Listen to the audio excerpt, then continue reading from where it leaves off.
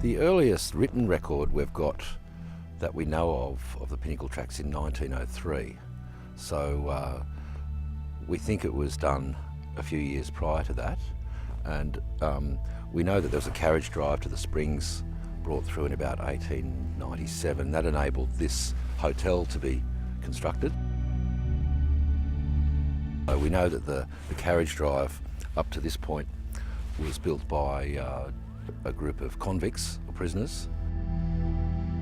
The track itself is very important because they needed a new track that was out of the water catchment area to take people up to the summit. And so this route was chosen from the springs. We're looking at a section of the Pinnacle track that hasn't been repaired. You can see there's a water pipe on the outside that feeds the springs, and today we have the contractors on site that are duplicating that, but through the bush above the track so it won't be seen. So we'll come along and we'll remove that unsightly pipe shortly. You can also see in the centre of the track there's a Telstra conduit that goes all the way up to the facilities at the Pinnacle. We think this was put in about the 1960s or 70s, and when they've put it in, they've excavated and haven't repaired properly. So now the track, all of the gravel has washed off the track's become dished, just leaving this rubbly base. So what we need to do is build up the levels to their original levels and get the track to drain properly so that we eliminate the erosion problems and we make the track a smoother, more suitable track for the huge amount of visitation it has. One of the critical things about this project is to use techniques that respect that heritage and use old techniques of track building, not contemporary techniques, so that at the end of the day we don't have a track that looks like it's brand new.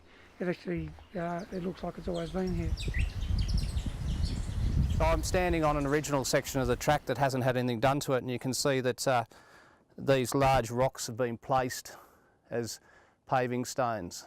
So the original builders, the intent was to try and achieve a regular surface with these large rocks as paving stones and then interspersed with smaller ones.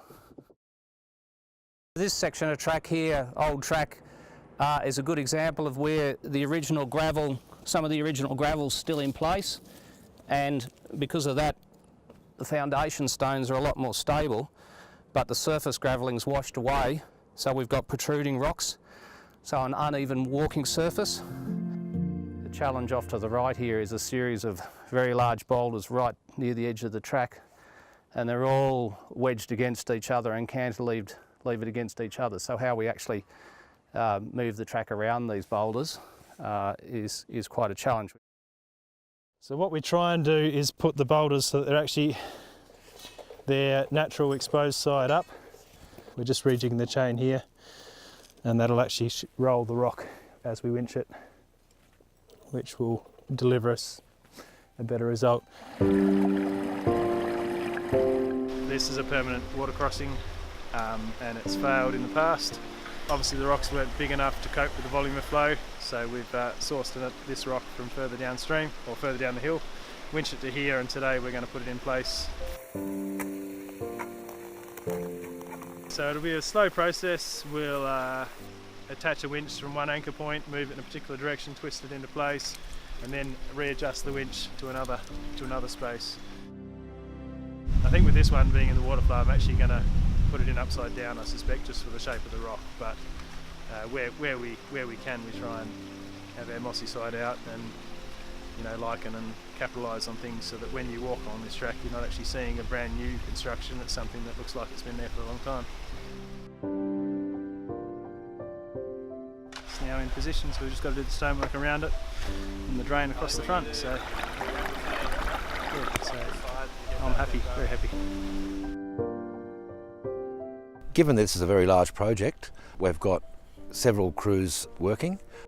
The guys all seem to know each other pretty well, and so everyone gets on. Everyone's been able to critique each other's work, and the track is in excellent condition. So it's a testament to their skills as builders, and also it reflects well on the style of construction that our forefathers were doing. We cover a number of topics. We cover logistics, we cover safety, we cover upcoming work and techniques and things like that. In general, it's just it allows for an overview of where the project's at. And you did patch up that rock that I asked. Yep, cool. There was a box drain here before on the Pinnacle track, and we need to rebuild it. We're trying to balance between the functionality of it and the actual heritage of it. Rather than using a dish drain, this one is more of a cutout in the ground, big enough to be scooped out by a shovel. Oh, it's very rewarding to look back and see a little piece of art in the trail, and especially if it's functional. So we're setting up a skyway here so we can dig pits for dirt and swing it down on a pulley system down to the track. So it makes it easier to get dirt out of the bush. The likelihood of us rolling our ankle, like carrying heavy buckets down the slope, is quite high, so we've set up this so that we don't have to do that. And also to not damage the environment as much as we possibly can. We are on the Organ Pipes track, about 300 metres south of the chalet. There's like 950 metres elevation, I think. But just here there was no drain point where there needed to be one, so it started rutting out the gravel. So we're just putting in a drain point and armouring with rock. The movement of water downhill, that's what it boils down to. The helicopters are used because it's a very efficient way of moving heavy materials up and down the site. This is the staging post, so the helicopter picks up the bags from here and it's dropped precisely where the workers need it. Today we're looking to do about 70 drops and about 30 relocations, I believe. Requires quite a bit of skill on the pilot's part. It's also a lot safer because there's less handling of the materials. And when we get a good fly day, we can drop anything up to 100 bags along the track. Each one of those bags is 800 kilos of material.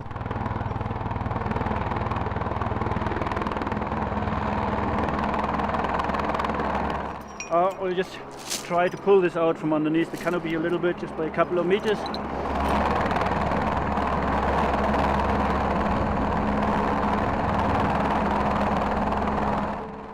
Perfect. it was done. They slung it really well, and we'll build a little seat over this nice view of Hobart. It's definitely a lot more cost effective to do it via helicopter. Yeah, definitely.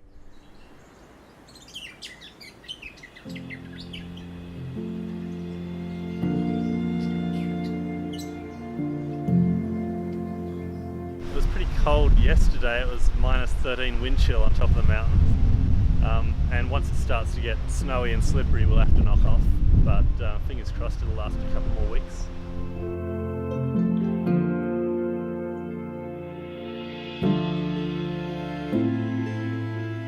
In January, we had snow. And those days you feel, oh, maybe I would like an indoor job, but really, for me, I definitely prefer to be outside in any weather. Today's gorgeous and sunny and lovely, although it's a little cool still, early morning, Mount Wellington in the winter.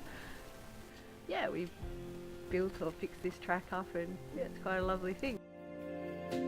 Essentially, most track workers are male. They actually have a nickname amongst themselves that they call themselves the beardy weirdies or something. A lot of them have beards. Hey, I am Logan Higgins. I work for the Hobart City Council and I build tracks. Well, I've built the water bar. It is just to deflect the water off the main layer of the track, and I am currently filling in the back of it so that when the water does come, it doesn't just wash over the top of it and wash it all out again. And we're also putting in some landscaper rocks here to help deflect the water across into the bar, and also just to make it look more pretty at the edge of the track so that it looks like it's been there for a while. It's just fun, like when you finally get those rocks that fit perfectly together to actually be there in the ground, even though 10 minutes later you're going to throw dirt on it and it'll disappear. It's just, yeah, the satisfaction of getting things to fit together so closely. It's like putting a puzzle together except you've got 10,000 extra pieces.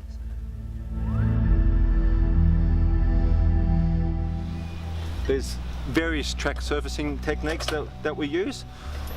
When it's more of a gentler grade, we use more of the local gravel that has got a great binding part to it. There's lots of local clay content which really binds in well, and that's good for these sort of gentler slopes.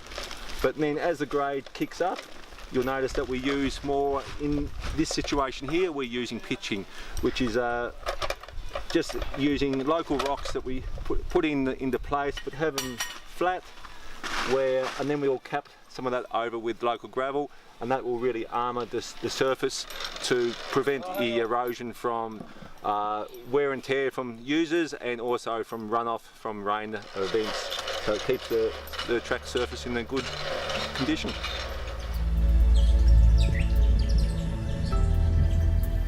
We try and fill the borrow pits with rock, and then nature just takes over. We've made an impact on the environment here, and we'd like to rehab the site just to leave it in its natural state. You'd never know they were there. Yeah. We want the track to look old when it's finished, so we want the works to blend in, and when people walk up there, they can enjoy the walk, they can enjoy the historic ambience of the track, and that's really part of the Mount Wellington experience and part of the values that we place on our cultural heritage, and it adds value to the experience of visiting Hobart and Mount Wellington. I've walked all over the world, but this one here should, because it's a great short walk, should be the greatest short walk in the world. It's all here, it's all ready to go. So yeah, fantastic. I've come here because it's smooth. I've heard it's smooth, it's new, and there is no rock hopping. It's good on my legs. It's slightly downhill, so it's not hard on my legs and my knees, and I can take it slowly and not fall over. Yeah, it's good. It's real easy walk, nice smooth surface. I do like what they've done actually. It's good. So I'm visiting from the United States, and I ran this trail once, and I love it. It's great. The beauty of this is that our prevailing wind comes from the west, and of course you've got these wonderful big organ pipes up here which provide some shelter for you. So invariably the wind blows over the top. We're at 1,000 metres here, a kilometre above sea level. The council need to be commended really, the fact that they've made it accessible. The track surface is phenomenal. It is just phenomenal, really. I mean, I understand now from the chalet up to the start of the Organ Pipe track, that access track they've put in there now will make it available for people with disabilities, and to enable them to be able to come up and enjoy what us able-bodied people can do. To me, that's just phenomenal, really. I don't think I've seen anything like this in the world. Where else in the world can you get a view like this? Gee, unbelievable. It's just incredible, really. It's fantastic.